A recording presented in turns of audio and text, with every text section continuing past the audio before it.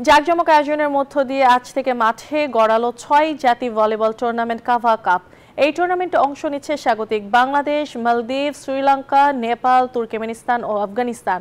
Mirpur indoor স্টেডিয়ামে CAVA কাপের উদ্বোধন করেন যুব ক্রীড়া মন্ত্রণালয়ের সচিব মাহবুবুল আলম। অনুষ্ঠান শেষে তিনি বলেন, এই টুর্নামেন্ট তরুণ প্রজন্মকে ভলিবলে আরও আগ্রহী করে তুলবে। এদিকে ভলিবল ফেডারেশনের সাধারণ সম্পাদক বিমল ঘোষ জানান, ভবিষ্যতে আরো বড় আয়োজন করতে চান তারা। আমাদের পৃষ্ঠপোষকতায় যদি আমরা এই খেলাগুলোকে চালাতে পারি, তখন খেলোয়াড়রা গিয়ার আপ হবে, তারা বুঝবে যে আমাদের এই জায়গায় যাওয়া উচিত। ন্যাশনাল টিমে খেলতে হলে একটা প্লেয়ারের যে যোগ্যতা থাকা উচিত, সেটাও তাদেরকে অর্জন করতে হবে। আমরা প্লেয়ারদেরকে নিয়ে 48 জনকে নিয়ে আমরা রেসিডেন্ট ক্যাম্প শুরু করেছি এবং আমাদের একজন জাপানিজ ইরানিয়ান কোচ এনে আমাদের লাস্ট 1 মাসের উপরে আবার ফাইনাল ট্রেনিংগুলো হয়েছে। তো আমরা চেষ্টা করছি, আমরা আশাবাদী যে আমরা ভালো খেলবো।